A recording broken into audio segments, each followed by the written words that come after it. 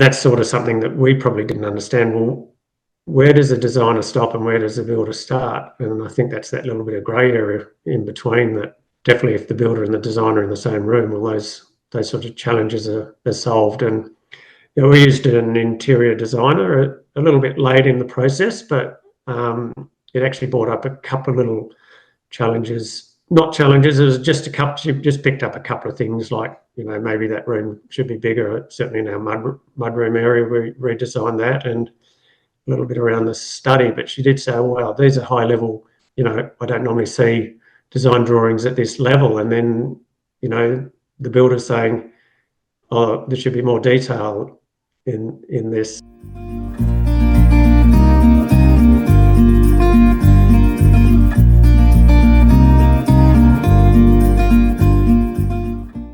What's your house like that you live in at the moment? Is this going to be a big jump up in terms of its comfort and its performance overall? Definitely. The home on the farm, I suppose, is a bit like yours.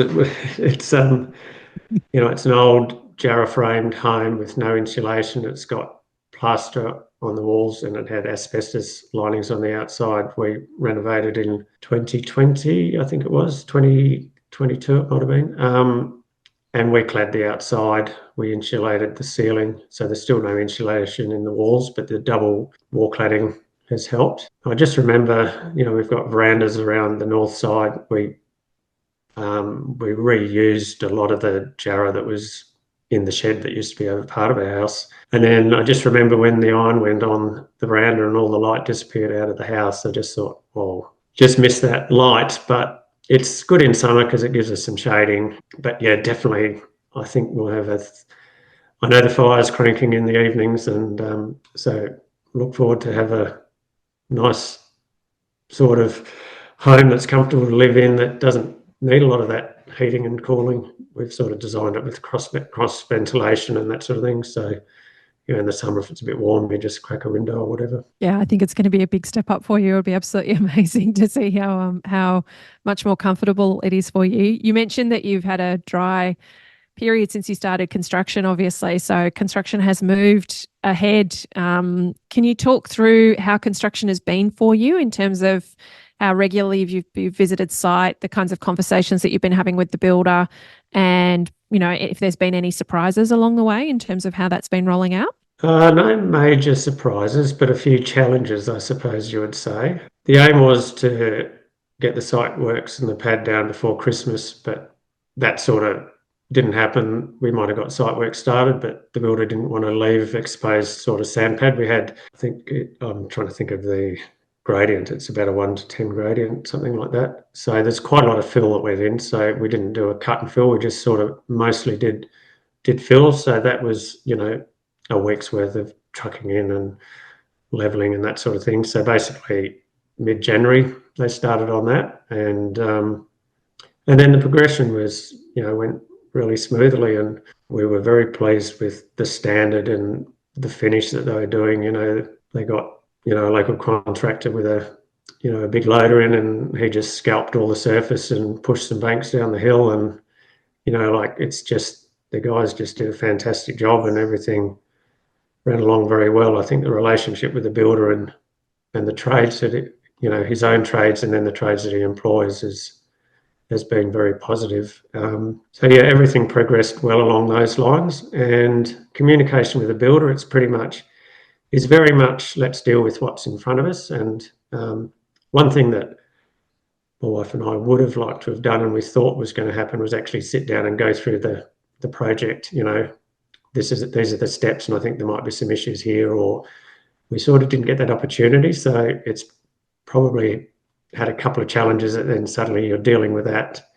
You'll get a phone call and say, this is an issue. And I know one of the first issues was around the fireplace and fire selection, and actually just kept trying to get specifications. Being a brick fireplace, it was really hard to get specifications for a non-combustible surface like brick. So that was challenging. We ended up, we started talking to a local fire installer, and he came out on site, and then, we went away, and I learned that, there was a fire the first fire we selected, so it's an insert type wood fire, and so we went away from that and we went to another brand, and then we weren't getting much information out of our local supplier. So I actually went directly to the importer to get information, and they were basically, we were just suddenly the hearth on the fire was going to be 600 mils into the room, and we've got a timber floor, and we thought,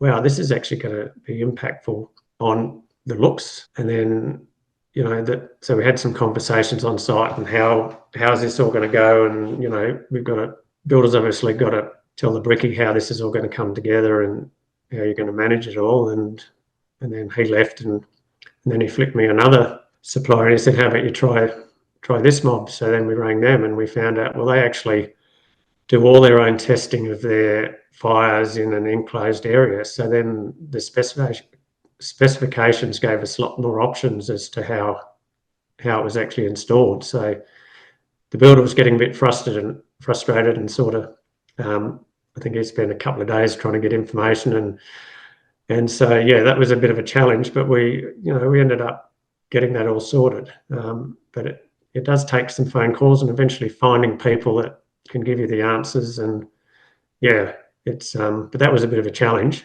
And I think if we were doing it again, we might not have had an insert fire into a fireplace. We might have had the freestanding fire with the flue and designed it differently. If we had have known that challenge was there early on in the build, in the design phase, we might have designed it differently. We certainly could have changed that.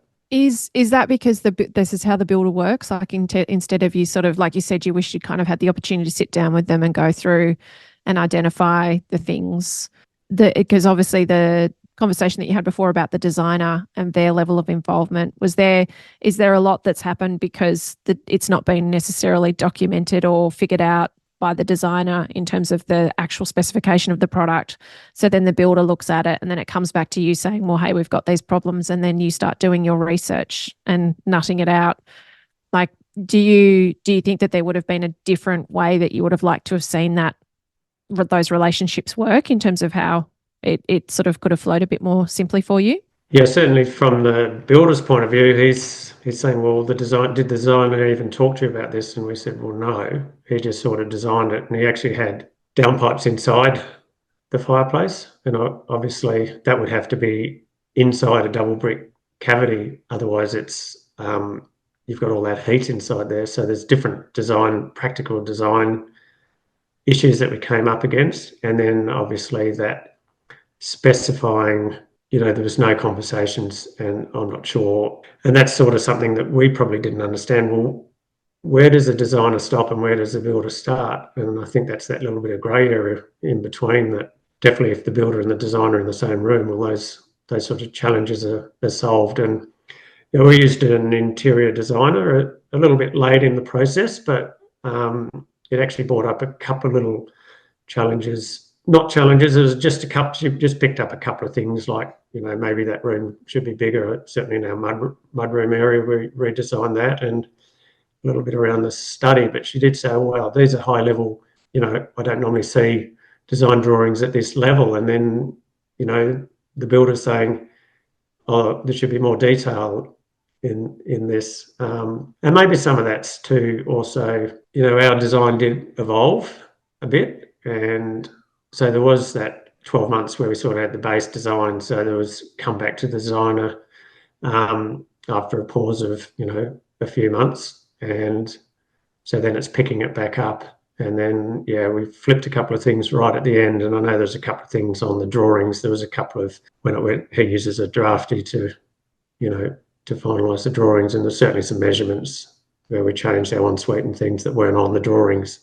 They weren't major issues, but yeah, I think it was just that little bit of detail and that little bit of time just to make sure, but overall, I think the design drawings were adequate for a builder to build from. And how have you found in terms of the role that you've played in construction process? Because it sounds to me like you've continued that role of we kind of dive into the nuts and bolts and help figuring out what is the best way to kind of go about getting the aesthetic outcome that we want that's also going to satisfy functionality, construction, those kinds of things. Have you found that that's been more demanding of your time, or have you been happy with how that sort of rolled out? It's only just been a few of these kinds of, I suppose, particular challenges that have come up here and there. I'm trying to work out how often we'd go in. I mean, we probably try to get in there close to once a week, but maybe once every 10 days, I guess, because we're 120 kilometres from our build site and we try to line it up. So we were in there on the weekend and obviously the builder wasn't there, but we just sort of we just did a bit around the site. But as far as those, I haven't found it too demanding. I think probably the fireplace was the most challenging thing. We did get a phone call from the builder, and my wife was actually in Melbourne with my two daughters at the time, and it was a bit around the alignment of the gutters, and so we got 30-degree pitch on the two pavilions, and then I'm not sure what it is. Probably might be 12 degrees, or it's a fairly low pitch on the connecting area.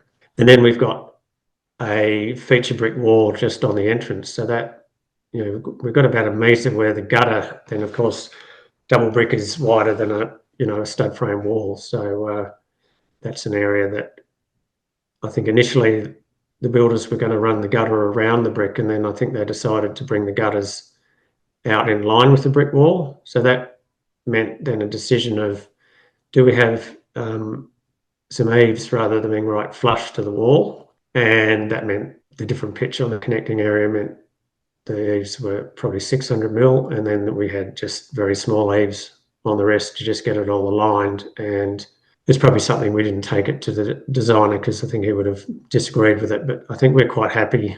I'm quite happy to actually have some eaves. I don't think there's plenty of our buildings like our design that have eaves on them. So I think it's worked out fine. And my most important thing, the builder was saying, how do I get the right fall on the gutters and different things. So there's a lot of that practical side of, the detail. And, I talked to my wife about it, and we were sort of happy to go with his best advice on that. So, yeah, I think we're not going to be disappointed with it, put it that way.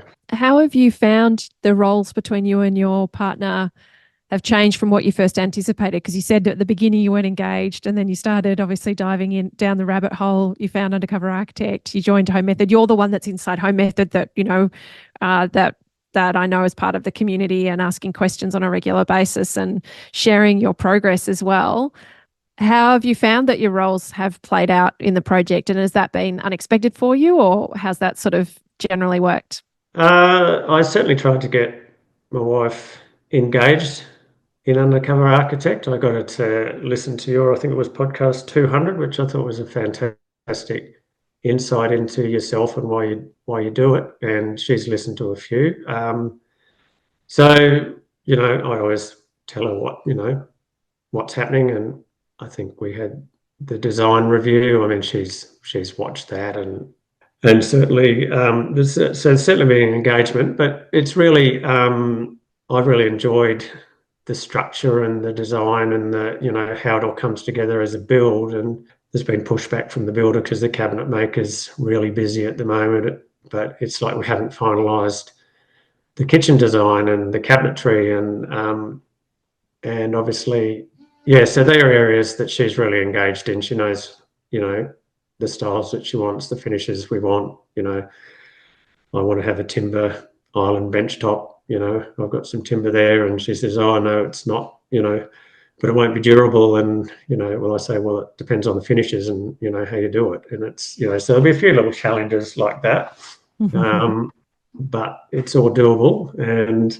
I loved your little laugh the other day about the kitchen design and the position of the fridge. I know you came Because to I know that the if I'm under her feet, or we want it, there's areas that got to be designed well so you can operate them. So that's an area that we'll get to. But she's the one that does. She loves her cooking and that sort of thing. So it's not something I want to dominate, but just want to make sure that it does work well.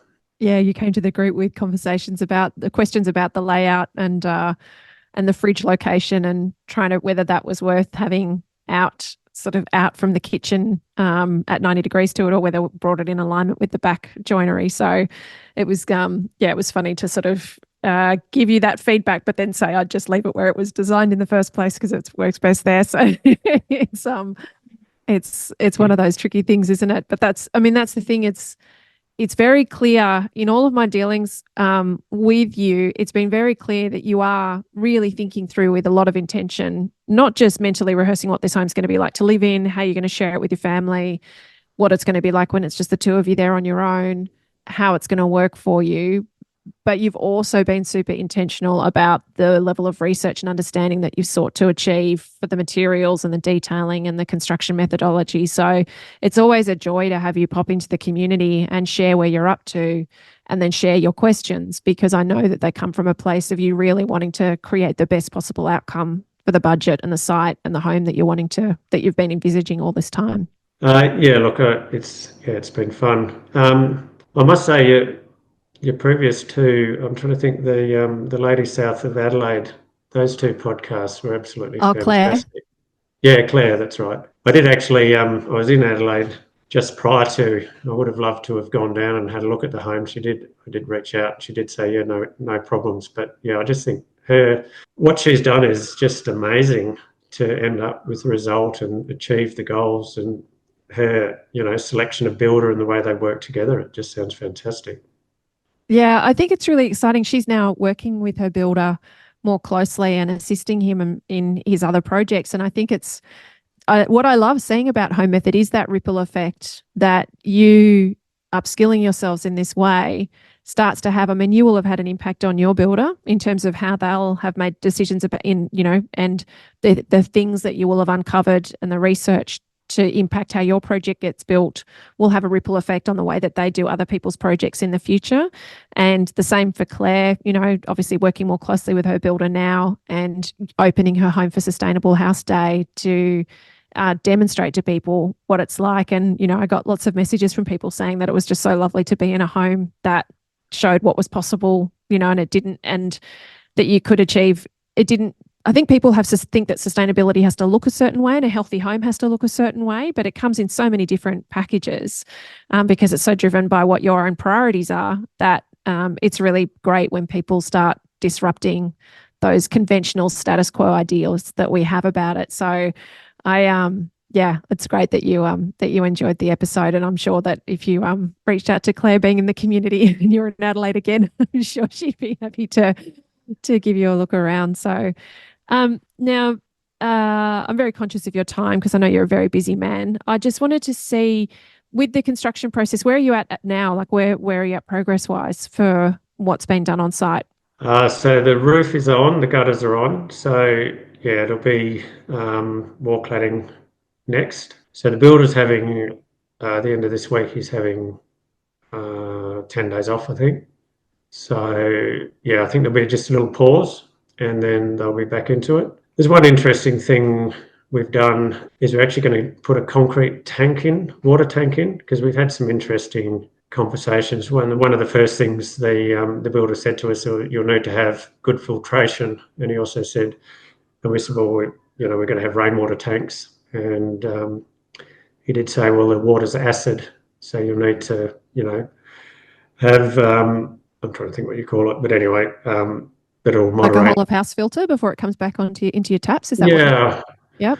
but then I said to him, because we're going to have retaining walls, because we're dropping the tanks in, we're going to have concrete retaining walls, and then some of the actually renovate is they're not far away, and we know the people that actually have Denmark concrete, and we sort of talked about concrete tanks because concrete tanks always used to be a little bit alkaline. I thought, well, and then he said, oh, yeah, Brendan's, you know, he's just starting to do concrete tanks because in some of the fire prone areas, they're finding that, your water security is compromised in poly tanks or steel plastic line, line tanks. So there's a little bit of a move back to concrete, and the systems are quite different now. They've got polymers in them, and it's not just sort of mesh, steel mesh and that sort of thing. And there used to be trouble with cracking and that sort of thing. So they're building a couple down at Denmark, and so they're their prototypes, and then they're going to do ours, and that's an interesting thing. City of Albany is demanding engineering, and Denmark's not. So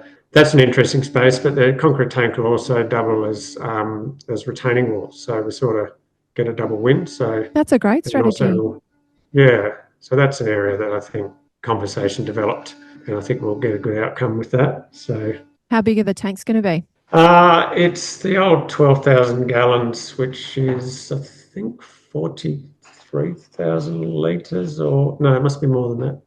Anyway, around about that. I think we had two, whatever 12 is by 4.5. So it won't have the capacity of the two tanks that we had. We had two 38,000, give you 76,000 litres. So I think it must be something like 60,000 litres or something. So that's where we've landed with that. Do you need one dedicated for firefighting as part of the fire solution on site, or are you able to use them and have them for firefighting as well? We're going to keep access and have an outlet for firefighting, and that's something we've always wanted to have water on. I don't think it was a stipulation by the City of Albany for firefighting, but it is something that we will have. There's a reasonable amount of forest not too far away. We're about 29, but we're about 19, then it goes to about 29, not too far from our site, and then to a 40, and then to obviously flame zone on the edge of our 1 hectare block. So we're quite well away from the trees, but it is an area that you never know. With it's quite forested on the river verge and that sort of thing. So. And tell me, now that you've got obviously the roof on and the wrap, have you been out to see the project and had to wander around inside now the volume sort of feels contained? Yes, and I think we've got where our bathroom is. It's at the southern end, so it's not the ensuite, but the bathroom to the other two bedrooms. And then we've got a back to wall bath, and then there's a window above it. So there's been we've sort of held off about the sill height. And the window there and the window outside, just the entry, they both look west into sort of the alcove between, and that's the entrance area between the two pavilions. So we're actually going to lift the head height of the windows up just to get a bit more afternoon sun. And that's something that when the roof's on, you're basically looking straight in just below the ridge line through the head height at 2100. But when we go to 2400, we'll actually get that view directly out over the ridge line to the sky and a bit of extra afternoon sun. So, and then it'll align with the second living space that's got a 2400 head on the windows. So yeah, that's one of the few changes we've made with the windows. I think we narrowed up when the walls frames went up. We narrowed up the two bedroom windows by a couple of hundred mils. So they went from 2200 down to 2 meters wide. So that's another change. How are the spaces feeling to wander around? We're very happy with the spaces. Yep. Actually, one thing, walking down, just for privacy for the two spare bedrooms and the bathroom, we put a cavity slider in there, and one of the builders said, it was his idea. He said the cavity slider, because there's the pantry cabinet or something is 600 deep, and then the cavity slider didn't, it was still intruding into the open way. So it sort of, he said, well, why don't you make this slider so it, you have that full open sort of hallway or, area. So yeah, so there's a couple of little things like that have changed that just make it flow better, so you can still close it for privacy, or it opens up and it just looks like it's not there. Fantastic. I'm just wondering if you can share with me, what are you most looking forward to when you move into the finished home? Like, you're probably obviously still a fair few months away, but it's been a long journey for you. So what are you most looking forward to? I'm just looking forward to, it's a beautiful spot, and the birds, and there was, a lot of blue wrens and that sort of thing. So it's nice and quiet. We've got lovely neighbours next door, but maybe getting the kayak and jumping on the water, and just have a bit of relaxing time and just enjoying that little bit of transition from working hard on the farm. And I think the trouble is, being on the farm is, when you're there, there's always work, and whereas if you get away, and I mean, the workshops at the bottom end, we're going to wait, make sure the house is,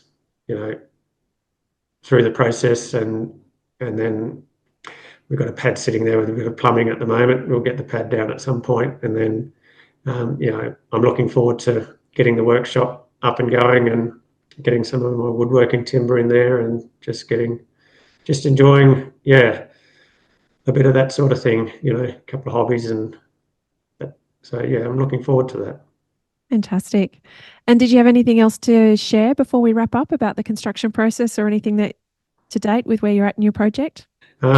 Just enjoying the construction process. I'm really enjoying the trades are great, and my wife took down some muffins the other morning when she went down there, and I think they were working on the roofing at the time, and they're great people, and just really enjoying that process and seeing it all come together. And what was, we bought the block, and it was like, how the hell, we had a nice northern aspect and outlook, but what design are we going to be here? And we wanted to work out how to get the best out of the site and utilize solar passive design, and now we've got something we think works really well. Yeah, I'm so excited for you to both move in there and get to enjoy it after all of your hard work of making it a reality. So, thank you so much, Michael, for updating us on where you're at.